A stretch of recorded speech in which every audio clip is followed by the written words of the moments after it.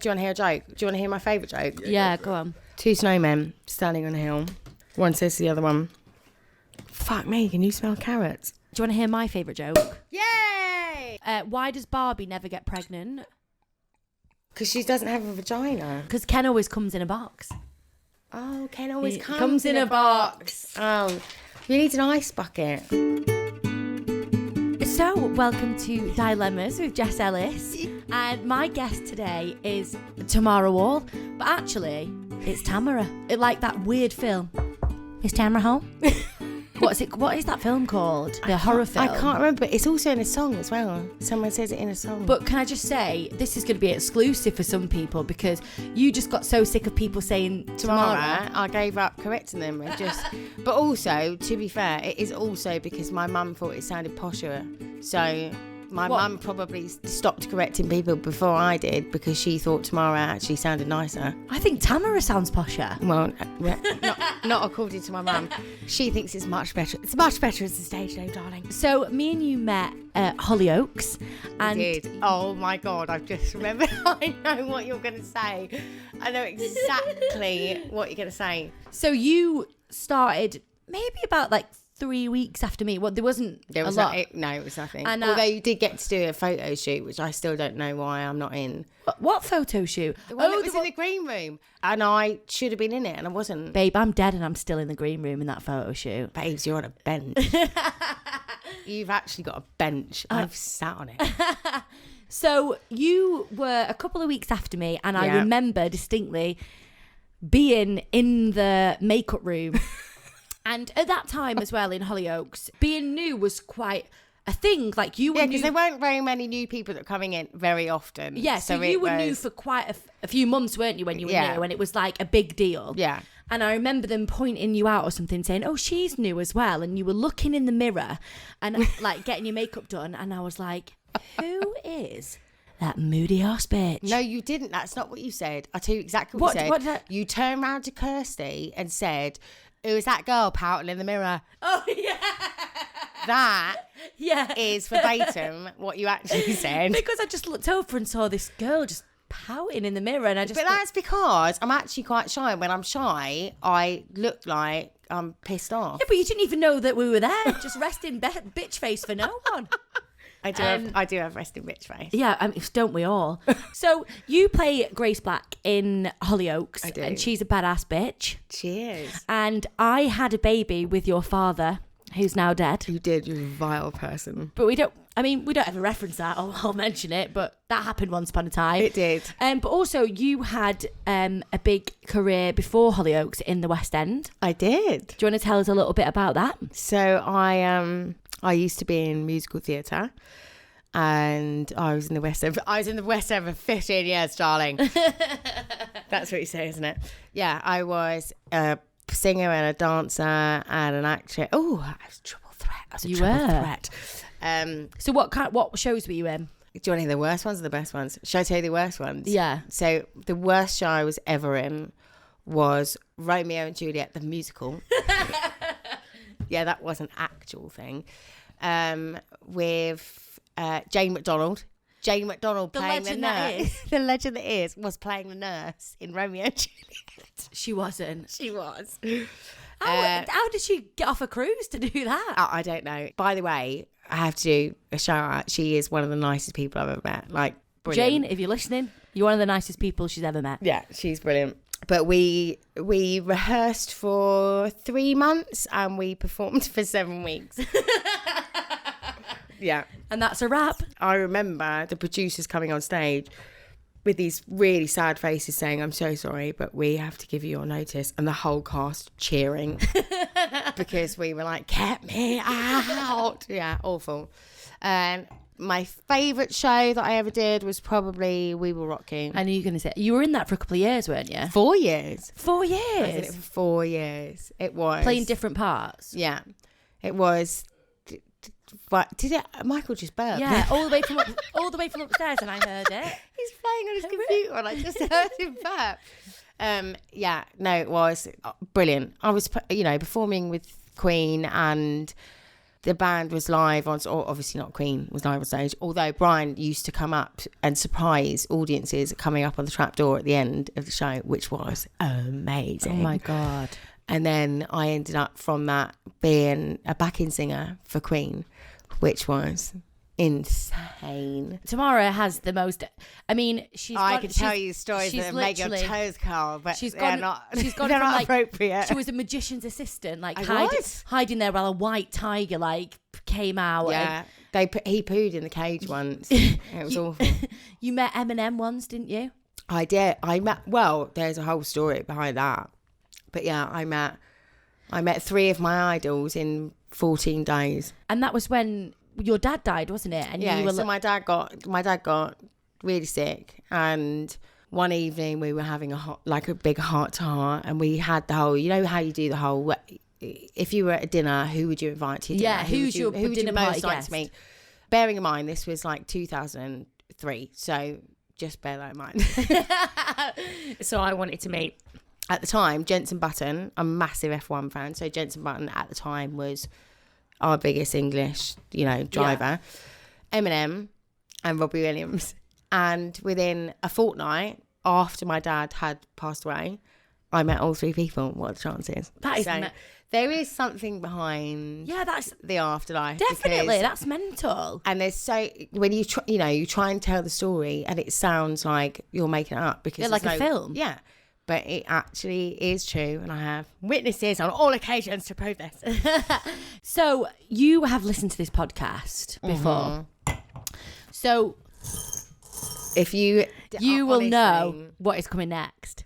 So is this now? Yeah, I always have to start my podcast off with a game of double dares. Go on. But there's a new rule as well. I'm scared. So even if you've got a bad one, you have to chew it and swallow it and open your mouth. Oh my God, you're kidding me. Like on I'm a Celebrity. I'm training you for I'm a Celeb, mate. That's where you're going. I'm scared of heights. So you've literally got to chew, and if it's horrible, you still got to swallow and open your mouth at the end. No one else has done that though. Yes, Nadine did it. Nadine is like a bloke. No, she had a really bad one. Everyone thinks that she's really cute and nice and lovely, but she's like a bloke. Just to warn you, she's like a bloke. She farts like a tree. Yeah, she farts.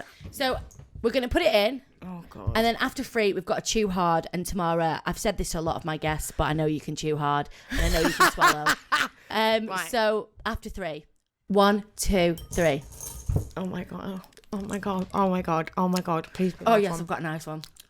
What have you got? Yeah, you've obviously got a nice one because you would know by now. God, I've got a nice one. So I'm willing to do it again, though.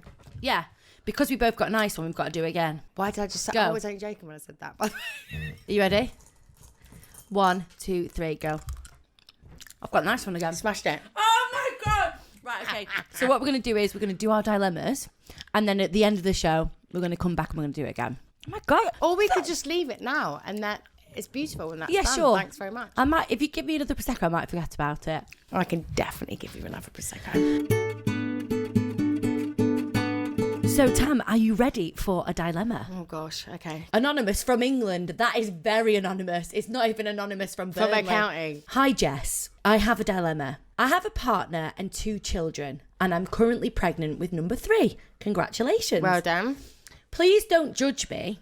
I love it when people say that. Tam, I feel like I say that constantly. I feel like you said that. Every sentence normally starts with, Jess, please don't judge me, but... Honestly, I swear to God, you've said that to me so many times. Please don't judge me. I love my partner and he's fantastic dad. But I have a bad crush on a guy from work. This is my perfect question. What do I do? Are you seriously asking me that question? Literally, that came into our inbox. And I was like, the only person for this is you.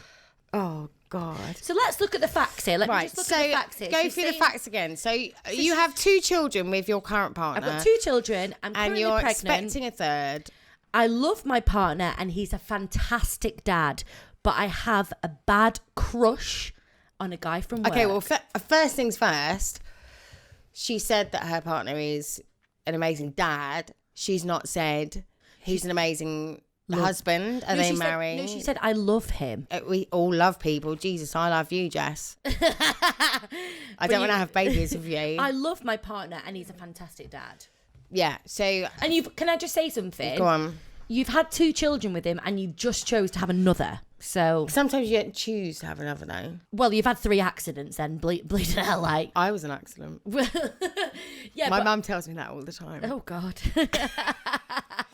But if it was a scenario where, this is me being really frank now, because Right, okay. Go for it. Honestly, that's what we have- want to hear. Right, so I don't have children. I wish I did, but I don't have children.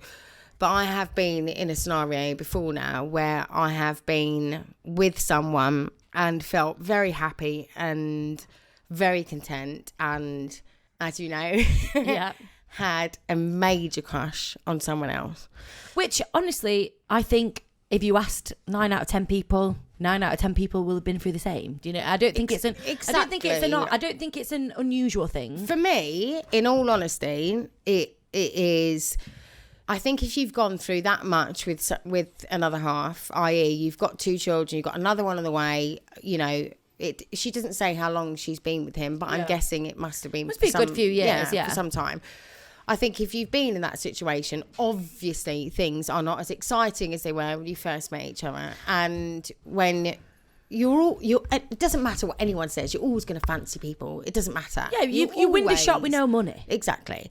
Because also, what I wanted to put into this scenario is you're a woman with 2 children.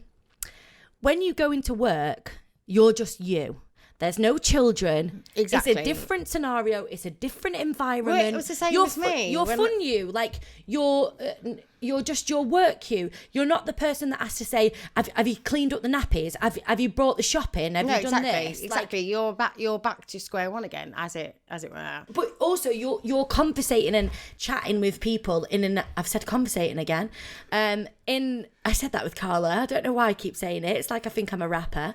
My only issue. Yeah. It's all well and good. Me, you know. Obviously, we know my past. Jesus, everyone does. It went in the newspapers. But my only issue is, I think there's a big difference when you have kids. Yeah, there's children involved. My mum and dad broke up, but not until we were teenagers. So that obviously has got something to do with it as well. Like, how old are the kids? Like, but she's not saying she wants to have an affair with someone. She's not saying I've kissed someone. She's not saying I've done anything with someone. She's just saying she's got a crush. Because also, you having have a to put crush is yourself- not a bad thing. No. Sometimes having a crush on someone else can boost your own relationship. Yeah. Because it can bring the excitement back that's not there at home and make you, you know, because again, want to spice it up a little bit. Bringing it back to that thing is that, you know, okay, if you know, we also don't know who the crush is. No, exactly. You know, he could be. You should send it a picture. Yes. Of the crush. And we will if it's debate. fit, then go for it. No, but like, okay, taking away the fact it's a crush, if you're being serious about this and you wanted to break it down and go, okay, well, if I left my husband, I've got a baby on the way, I've got 2 children. I don't think she's saying that. But everybody fantasizes. If you're going to shoot yourself into that, it's not real. Like, the logistics of having 2 children and another child and having a relationship with someone. I mean, believe me. No, of course it happens. It happens all the time. It also, really, really does. But how much do you know this guy outside of work? He could be the same. He could be a completely different person in work. Believe me. Let's talk about that. Let's talk about having crushes with people and then making it a reality and realising that person isn't the person that you had a crush on in the first place. Yeah, of course not. No, because people are, you know, you spend what, 7-8 hours at work a day. No, it's not that. It's when you have a crush or fancying someone that is not a reality. So, i.e., if a man fancies you and you're married with kids, you are not a reality. So he will never be with you like he would be if you were single. So that's a massive thing. You could be looking at him thinking he's Prince fucking Charming, and he's not at all. Because he's having a bit of fun at something that he can't ever have. He's doing it because he knows it's never going to be a reality. So always remember that, please. Always remember that. He's never going to be himself properly because you are out of bounds. And it's easy to be flirty with unattainable, isn't it? Yeah, but that's what I'm saying, is that a lot of men will get a buzz out of being like that with a woman because they know it's not going to go anywhere. So it's like a safe bet. It's like a safe thrill. Cheap wank. Yeah, that's basically what it is. Yeah. What I would say to her is, she's not, I mean, maybe she'll come back and say, well, actually, you know, but at the moment, she's just saying she's got a crush. If that's the scenario, have the crush, babe. Yeah. Live in that, have the crush. Like, don't be ashamed of the crush. Absolutely enjoy it. Have a flirt at work. You're not doing anything wrong. And you know what? If anything, it's probably making your home life better because you're getting a little bit of excitement, and then you'll come home and you'll want to buzz things up with your husband stroke boyfriend stroke father of your children. Yeah, and I think the thing is that as long as you're not getting into it anymore, as long as you're not texting each other. To be fair, I am the wrong person to ask. Yeah, Jesus Christ. But I'd say yes. As long as you're not like emotionally investing, like you're not texting, There's you're not doing nothing wrong stuff. with having a good little flirt and a look. Yeah. Oh my God, we actually agree on something. Mate, magic. That's the first. Are you ready for our next dilemma? Oh, this is for you, Tam. Oh God. 40-something. That was the dirtiest laugh. That's your ever. bracket. So, 40-something female, London. Hi, Jess. I've always supported my daughter in anything she wants to do in life. She's gorgeous and a model, but she's just been offered her first job where she'd be topless, and it makes me feel a little uncomfortable. Am I being a boring old prude, or can I tell her that I really don't want her to do it? Right, this is really interesting because I have massive views on this. Yes, you do, and we have conflicting views on this. No, we have massive conflicting views on this. So I'll tell you, for the audience right now, the reason we have massive conflicting views on this comes from the page 3 thing, doesn't it? Yeah. So there was a day when page 3, did they get stopped? Well, there was a campaign, wasn't there, to abolish it? Yeah. And it has been abolished, but I think it's still going, but there's it's still a cleverly centrefold done. in the Daily Yeah. Star. My point is, it isn't about being. This is such a touchy subject. Yeah, no, but go for it. It isn't about me not respecting female power or, you know, what women can do or their place in society at all. My biggest problem with the page 3 thing was every single girl that modelled for page 3 did it because they wanted to. Not true. Well, But how do you know that? So you're telling me that they got forced into it? I don't know. Like, I don't know if they thought that was going to boost them to a different kind of level.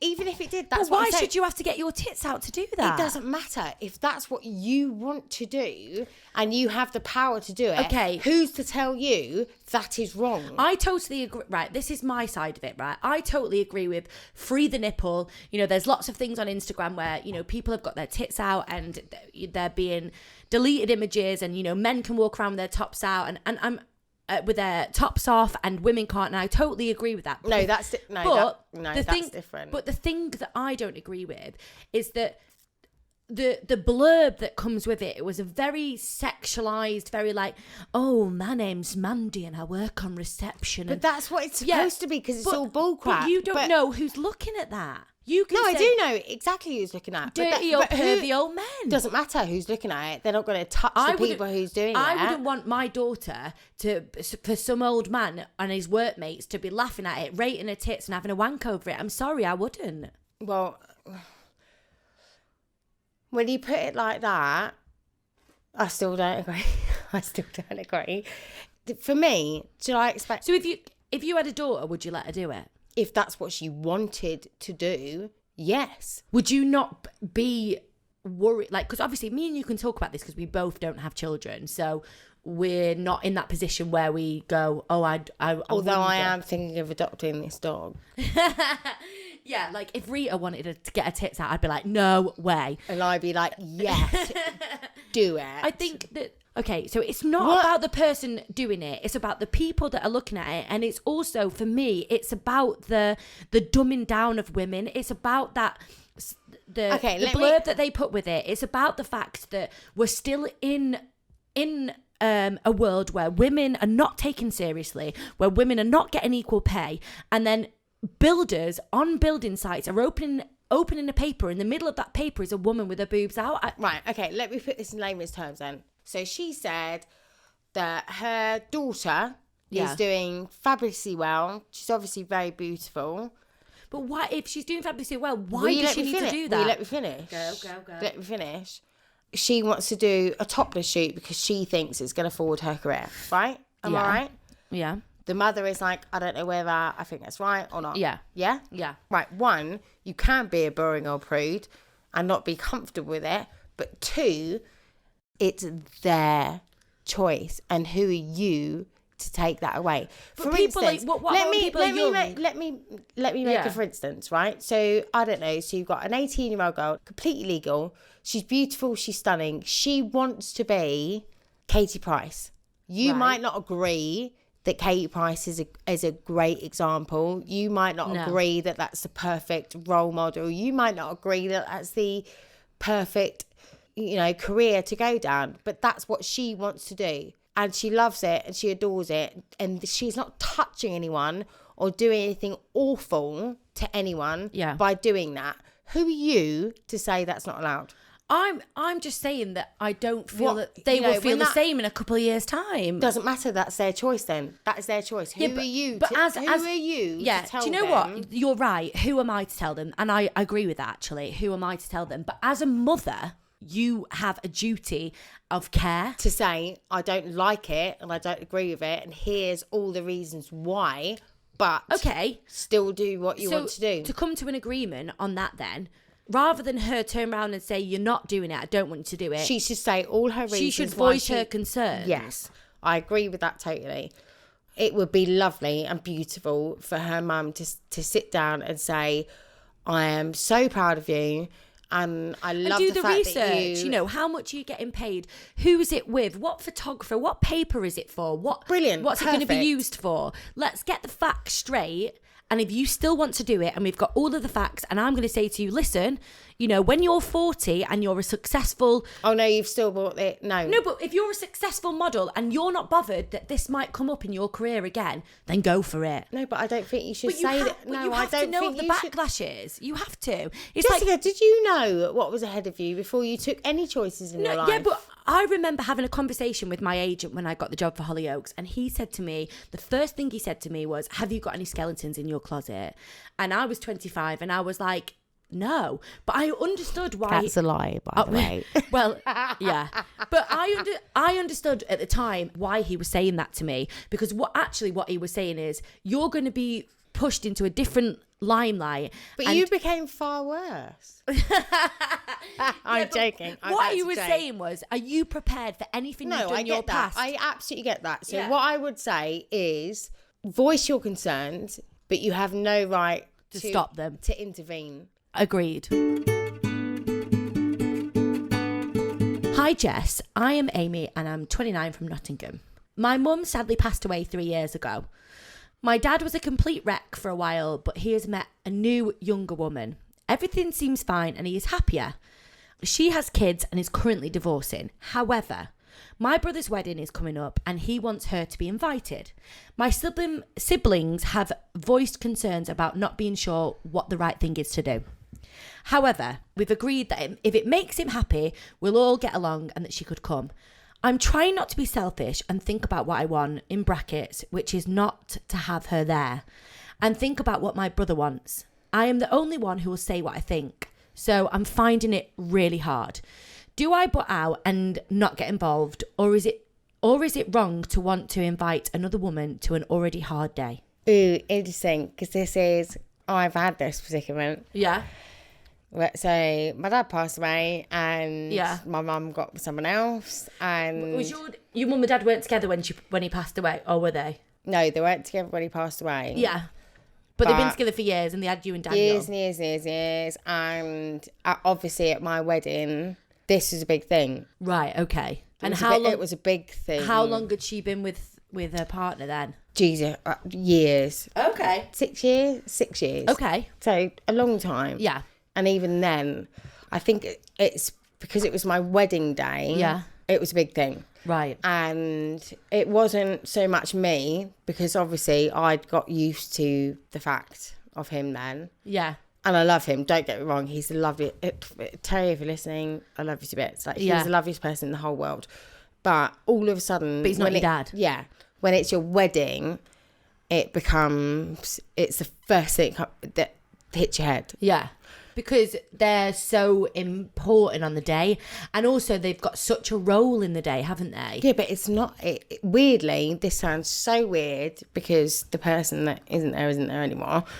It's not that they're not part of it. It's more about what would my dad think. Right, okay. So your guilt about what your dad would think. Yeah, right, okay, I get that. It made me feel really, really guilty. Yeah, should I therefore say something because he wouldn't want them to be there? So obviously I wanted him to be there for my mum. I didn't have a problem with him. Yeah. He's lovely. There's no issue there. Yeah. But because it was my wedding, and I know it sounds completely ridiculous, he would hate it. So you get this guilt thing, and it nowhere to lie. So do you think that she will be thinking, Mama's going to be angry if this new woman's at the wedding? It's different for her because it's the other way round. So it's... But I still think it's prevalent to have It is, it is, but it's different as in... It's not... Your dad gives you away, doesn't he? So he does have a big part in the wedding. Obviously, my now stepdad was never going to take the place of my dad. He was never going to, walk me down the aisle. But I do understand how difficult it is. And it's not about her mum. Yeah. It's more about everybody else. I know that sounds really weird. But it's about how everybody else feels about it, and no matter how much you say, but it's not about everyone else, it's your day, it's this, that and the other. But it is. Well, it's a brother's wedding. But their take on it, and yeah, well, she's saying that they've all got issues with it, but she's the only person that would say anything. I mean, I'm just going to say from the other person's point of view, like, obviously it's such a sad thing to lose a partner, especially if you're with them and it's through an illness and, no fault of anybody's.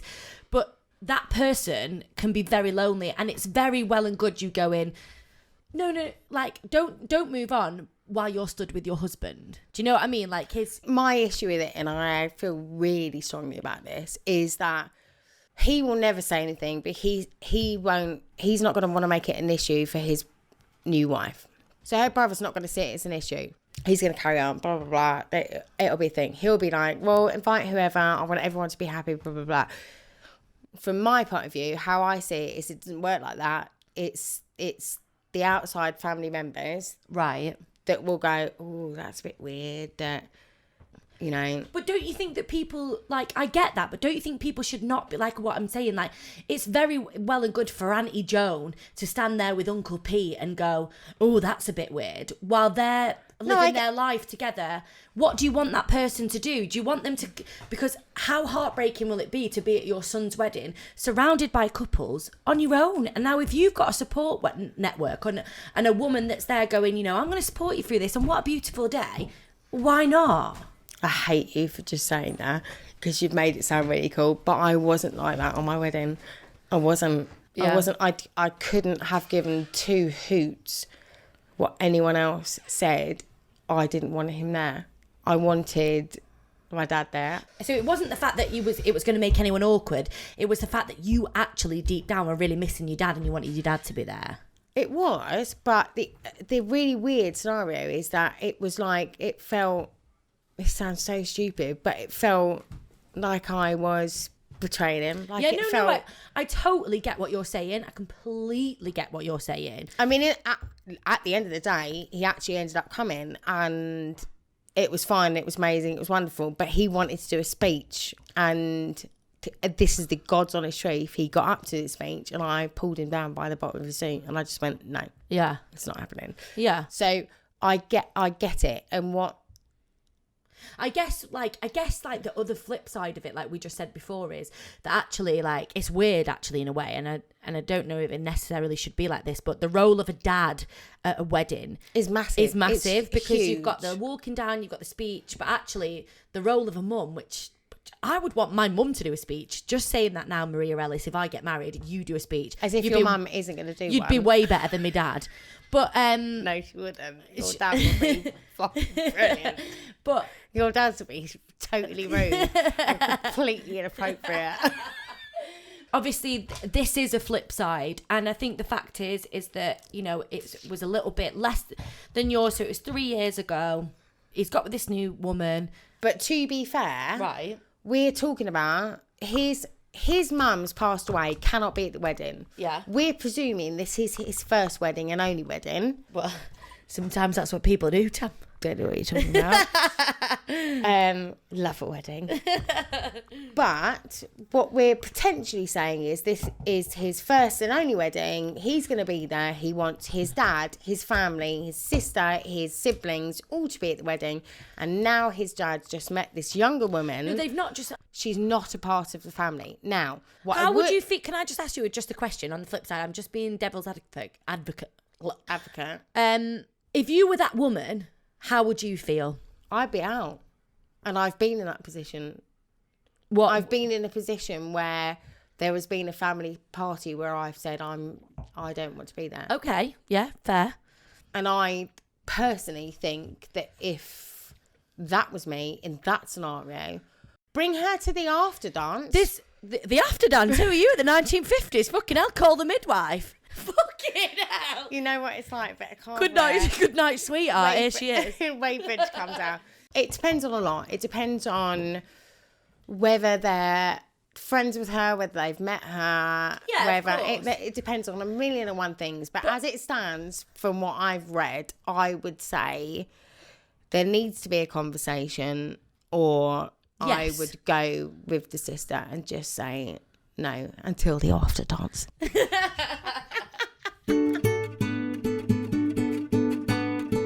So, Tamara, thank you so much for being a guest. If you are going to put those jelly beans in front of me, I'm going to kill you.